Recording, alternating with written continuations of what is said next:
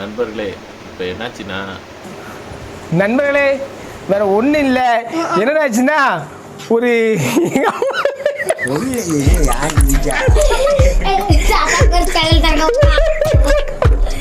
எங்க அப்பா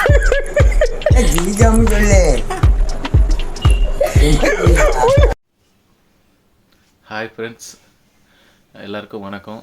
இன்றைக்கி இந்தியா விசஸ் பாகிஸ்தான் மேட்ச் நடந்து இப்போ தான் முடிஞ்சிருக்கு. இந்தியா வந்து நம்ம எதிர்பார்த்த மாதிரியே கம்ஃபர்டபுளாக ஈஸியாக வின் பண்ணிட்டாங்க. இந்தியா ஜெயிக்கிறதுக்கான 80% பங்களிப்பு வந்து இஷான் கிஷனுக்கு, பேலன்ஸு செகண்ட் இன்னிங்ஸில் பந்து போட்டவங்களுக்கு கொடுத்தலாம். ஏன்னா உண்மையிலே ஒரு தைரியமான இன்னிங்ஸுங்க. 22 பிளேயர் இன்றைக்கி கிரவுண்டில் இருந்தோம். 22 பிளேயரில் இந்த ஒரு பிளேயருக்கு இருக்கிற தைரியம் யாருக்கும் வரல. சும்மா அசால்ட்டாக பந்தை பார்த்து கரெக்டாக டைம் பண்ணுறாரு, கரெக்டாக கேப்பில் அடிக்கிறாரு. அந்த தைரியம் இருக்குது. 0-2 ஒரு விக்கெட்டு. என்ன பண்ண முடியும்? இப்போ அடுத்த விக்கெட் போயிடுமோ, எப்படி ஆட போகிறோம், அப்படி ஆட போகிறோம்லாம் இல்லை. நான் அடிக்கிறேன். அடுத்த ஓவர்லேருந்தே அடிக்க ஆரம்பிச்சார். 15 ரன்னு. அடுத்து ஒரு ஓவராக விடலை. கிடைக்கிற கேப்லலாம் பவுண்ட்ரி 6 முடிச்சு விட்டு அனுப்பி விட்டார் பாகிஸ்தான். ஸ்பின்னரை வாப்பா 17 ரன்னு, சதாப் கான் கிளம்பு, அடுத்து யார், அபரா வாயா வா, உனக்குலாம் 12 ரன்னு தான் எக்கனாமி, ஓ கிளம்பு விட்டு திருப்பிட்டார். உஸ்மான் தாரிக் ஓரளவு போட்டார். 4 ஓவருக்கு 24 ரன்னு பார்த்து ஆடணும். ஒரு விக்கெட் விழுந்துருச்சு, அவ்வளோதான். மற்றபடி வந்து பார்த்தீங்கன்னா ஷாம் அபிஸ் சொன்ன மாதிரி அவரும் ஸ்பின்னர் தான், பந்து போடுவார். 3 விக்கெட் எடுத்தார், அவ்வளோதான். மற்றபடி வந்து இந்தியாவோட batting super. Ishan Kishan top நாச்சு. அபிஷேக் சர்மா என்னாச்சு, யூஎஸ்ஏல டக்கு. அடுத்து ஒரு மேட்ச் வெளியே வந்தார், உடம்பு சர்டன். இப்போ அடுத்து பாகிஸ்தானோட டக்கு, ஒரு இம்பார்ட்டண்டான மேட்ச்சு. அவருக்குமே தெரியும் அவர் வந்து சாதாரண பிளேயர் கிடையாது. இருந்தாலும் அவர் என்ன ஆச்சுன்னு தெரியலையே. 2 மேட்ச் டக்கு. நம்ம சூப்பர் 8க்குள்ளே போகிறோம். இஷான் கிஷனை வச்சே ஓட்ட முடியாது. ஓப்பனிங்கில் அவரோட பங்களிப்பு வேணும். சூப்பர் 8ல் இஷான் கிஷன் எவ்வளோ நாள் தான் அடிப்பார். திடீர்னு ஒரு மேட்ச் அவர் டக்கில் போயிட்டாருன்னா என்ன பண்ணுவீங்க? பதில் கிடையாது. மிடில் ஓவரில் அடிக்கணும். இந்த பேட்டருக்கான கான்ஃபிடென்ட் அங்கே வரல யாருக்கும். இன்னைக்கு வந்து பார்த்தீங்கன்னா திலக் வர்மா கரெக்டாக 24 பாலுக்கு இருந்துச்சு. அப்படியே டச்சிலே தான் போனார். சூரியகுமார் யாதவும் அதே மாதிரி தான், கேப்பில் அப்பப்போ பவுண்ட்ரிஸ், அவ்வளோதான். சிவம் டுவே நல்லாவே ஆனார். 17 பாலுக்கு 29 அந்த மாதிரி அடித்தார். அவருமே ஒரு நல்ல இன்னிங்ஸை கொடுத்தாரு. அடுத்து ஃபைனலாக ரெங்கு சிங்கை பற்றி பேசியே ஆகணும். பேட்டிங்கில் 4 பாலுக்கு 11 ரன் வந்தார். கடைசி நேரத்தில் கடைசி ஓவரில் நல்ல ரன்னை அடித்து கொடுத்துட்டு போயிட்டார். ஒரு டீசெண்டான பேட்டிங் தான் இந்தியா. ஆனால் எதிர்பார்த்தது ஒரு 190யாவது வரும் இஷான் கிஷன் அடிக்கும்போது நினச்சது. ஆனால் 175 வந்தது. 175 இந்த கிரவுண்டுக்கு சூப்பரான டோட்டல்னு செகண்ட் இன்னிங்ஸில் பந்து போடும்போது தான் தெரிஞ்சது. என்னடா இது 175 தான் வந்திருக்கு, கொஞ்சம் தட்டுதே, ஒரு 10 ரன் கம்மியோ அப்படின்னு தான் இருந்தது. அதெல்லாம் கிடையாதுடா. அந்த ஒரு ஹார்ட்ரிக் போட்டே மிரட்டிட்டாப்புல. 175.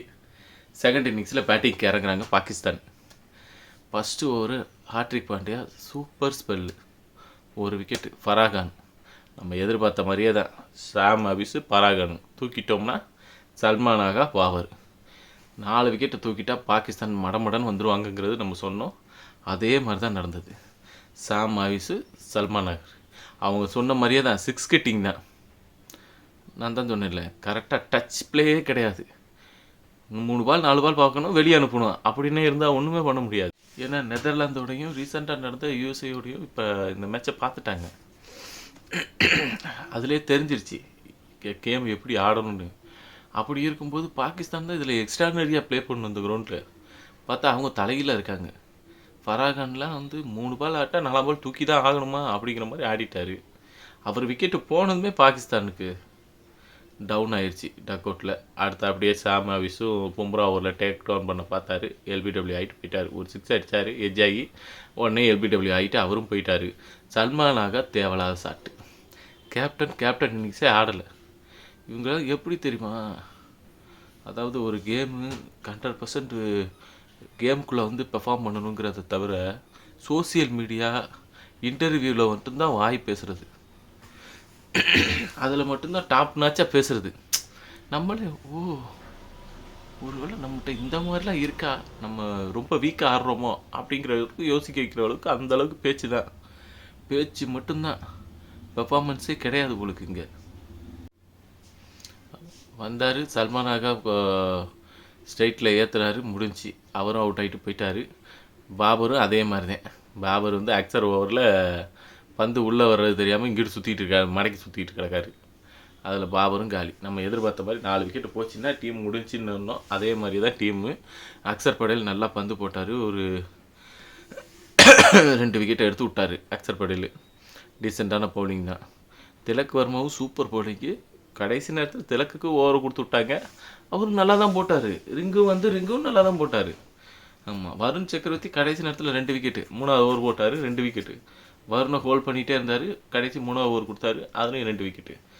பெஸ்ட்டு ஸ்பெல்னால் ஹார்திக் பாண்டியா தான். அந்த ஓவர் நம்பிக்கையவே உடச்சிட்டாரு. நீங்கள் சேஸ் பண்ண முடியாதுடா அப்படிங்கிற மாதிரியே காட்டிட்டார் அந்த பந்து. 2வது ஓவர் பும்ரா ஒரு விக்கெட்டா, ஓவருக்கு விக்கெட்டு போய்கிட்டே தான் இருக்குது. உண்மையிலே தரமான ஸ்பெல்லு தான் நம்ம பவுலிங்கு. எல்லாருமே டைட்டாக, என்னடா நீங்கள் 6 ஸ்பின்னர் கொண்டு வந்துட்டு இந்தியா வந்து ஸ்பின்னரே ஆட தெரியாது, அப்படியே முடிச்சு விட்டுறலாம், இந்தியாவுக்கு ஸ்பின்னரே ஆட தெரியாது, எல்லா ஸ்பின்னரையும் தூக்குங்கடா. 6 ஸ்பின்னருங்க. சாம் ஹாரிஸு, சல்மான் ஆகா, முகமது நவாஸு, சதாப் கானு, உஸ்மான் தாரிக்கு, அப்ரரு 6 ஸ்பின்னரை கொண்டு வந்து இந்தியாவை முடிச்சிடலான்னு பார்த்தாங்க. டாஸ் ஜெயிச்சு நீ பேட்டிங் ஆடாமல் அங்கேயே பின்வாங்கின பார்த்தியா, பவுலிங் போடுறேன்னு, அங்கேயே தோத்துட்டாங்க. ஏன்னா இந்தியாவை பொறுத்த வரைக்கும் டாஸ் வின் பண்ணி பேட்டிங் ஆடினா தான் நல்ல டோட்டல் போட முடியும். அதை கரெக்டாக பண்ணாங்க. உண்மையிலே இசான் கிஷன் தான் பெஸ்ட்டு பேட்டிங்கு. மிரட்டி விட்டாப்புல, தில்லுக்கு துட்டு, இப்படித்தான் ஆடுவேன் அப்படிங்கிறத காட்டிட்டாப்புல. எனக்கு என்னமோ இசான் கிஷன் ஸ்கோடுக்கு வராதப்போ வரைக்கும் கூட நமக்கு ஒரு T20 வேர்ல்டு கப் அடிச்சிருவோமா இந்த ஸ்குவாடை வச்சு அப்படின்னு தான் இருந்துச்சு. இவர் ஸ்குவாடுக்குள்ளே வந்ததுன்னு தான் ஒரு கான்ஃபிடென்ட்டே வருது, கண்டிப்பாக அடிப்போம். அவர் ஒரு 2 ஓவர் நின்றுட்டாருனாலே கண்டிப்பாக முடிஞ்சுங்க மேட்ச்சை மாற்றி கையில் கொடுத்து போயிடுவார். போன மேட்ச்சு நபிபியாவோட அதே தான் பண்ணார். 10 ஓவருக்கு எத்தனை ரன் சொன்னேன், 10 ஓவருக்கு 7 ஓவருக்கு 104 கிட்ட வந்துட்டாங்கன்னு சொன்னேன். அதே தான் பண்ணாரா, அடித்து மேட்ச்சை எடுத்து கொடுத்துட்டு போட்டார். பின்னாடி வந்தவங்க கொஞ்சம் கொஞ்சமாக தான் அடித்தாங்க. அதே மாதிரி தான் இன்றைக்கும் பின்னாடி வந்தவங்க கொஞ்சம் கொஞ்சமாக ரன் ஏற்றி செட்டில் பண்ணி கொடுத்துட்டாங்க. அதே தான் நடந்திருக்கு. பாகிஸ்தான் பேட்டிங்கு ரொம்ப வீக்குங்க. யாருமே வந்து கரெக்டாக கண்ட்ரோல் பண்ணி ஆடணும், ஜெயிக்கணுங்கிற இல்லை, முடிஞ்சு அப்படின்னு தெரிஞ்சிருச்சு. அதனால் அவங்க போக்கில் ஆட ஆரம்பிச்சிட்டாங்க. விக்கெட் ஆட்டோமேட்டிக்காக முடிஞ்சிக்கிட்டே இருந்துச்சு. பாகிஸ்தானில் ஒரே ஒரு பேட்டர் உஸ்மான் கான் மட்டும்தான் ஒரு டீசெண்டாக ஆடினார், ஒரு 44 ரன்னு அவரால் அடிக்க முடிஞ்சிச்சு. அவர் வந்து ஒரு டீசெண்டாக ஸ்ட்ரெயிட்லேயே பந்து எந்த பக்கம் வருதோ அந்த பக்கமாக பார்த்து ஆடிக்கிட்டே இருந்தார், இறங்கி ஆடினார். வருண் சக்கரவர்த்தி ஓவர்லலாம் வேர்ல்டு ஆயிரம்லாம் நினச்சோம், விலகி அடித்தார், ஆனால் மிஸ் ஆச்சு. கடைசி பார்த்திங்கன்னா அக்சர் படேல் தூக்கி விட்டாப்புல, விக்கெட் எடுத்து விட்டாப்புல. உண்மையிலே வந்து இது சரியான மேட்ச்சு, கிரேட்டஸ்ட் ரைவலரி. 8 மேட்ச்சு 1 தான் நீங்கள் வின்னு, நாங்கள் தான் எல்லாமே. ODI T20 சேர்க்கும்போது 17ல் 16 நாங்கள், 1 அவங்க. சரியா? எப்போயுமே வந்து வாய் பேசக்கூடாது, பெர்ஃபார்மன்ஸ் காட்டணும். எங்களுக்கு இந்த பவுலர் இருக்கார், இந்தியாவை ஸ்பின்னு கொண்டு வந்து சோக் பண்ணிடுவோம், இந்தியா அந்தளவுக்கு ஸ்பின் ஆட மாட்டாங்க, அப்படி இப்படின்னாங்க. ஒன்றுமே கிடையாது, எல்லாருக்கும் நல்லா ஆடுவாங்கங்கிற மாதிரி காட்டிட்டாங்க இந்தியா. கரெக்டாக மேட்ச் ஜெயிக்கிறதுக்கு என்ன பண்ணணுமோ அதை கரெக்டாக பண்ணாங்க, கரெக்டாக முடிஞ்சு. ப்ரைம் ஒரு பவுலர் இல்லாட்டினாலும் அசரப் சிங் இல்லாட்டினாலும் குல்தீப் யாதவ் வந்தார், குல்தீப் யாதவும் நல்லா போட்டார்.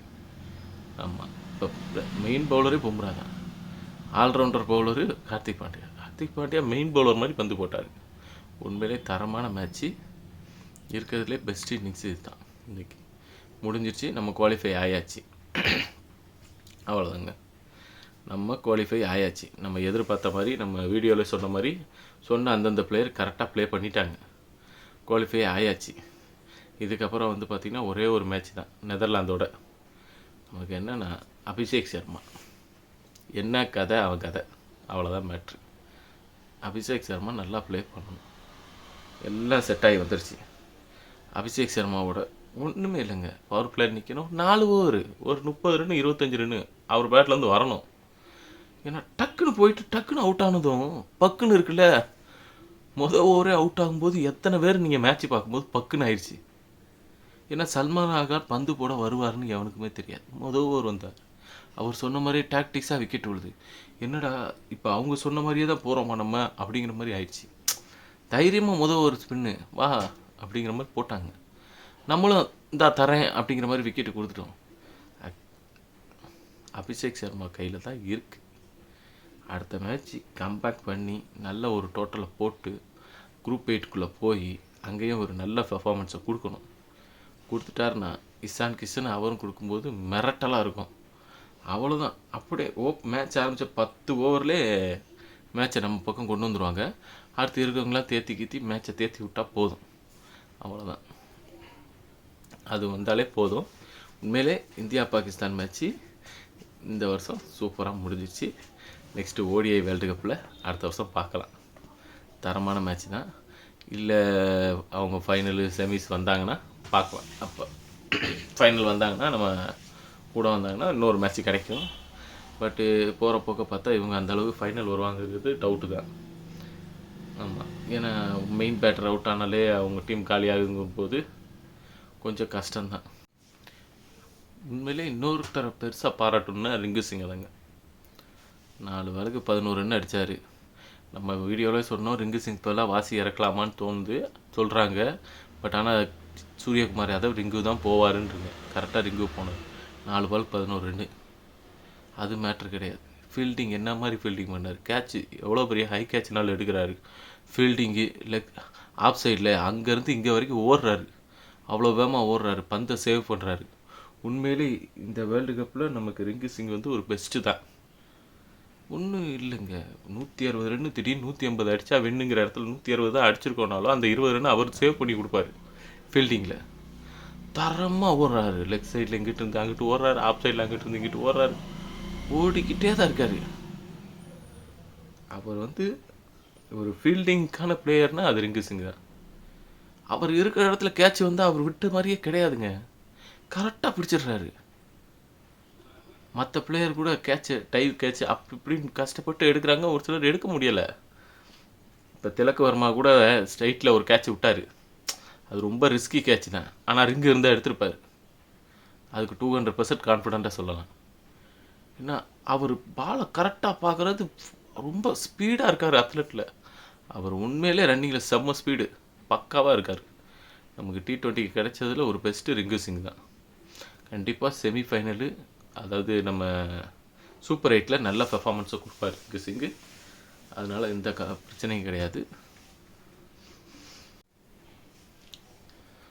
நீங்கள் இந்த மேட்ச்சை பார்க்கும்போது எப்படி இருந்துச்சு, உங்களுக்கு எந்தெந்த பிளேயர்லாம் ரொம்ப பிடிச்சிருந்துச்சி எல்லாமே இந்த கமெண்டில் பண்ணுங்கள்.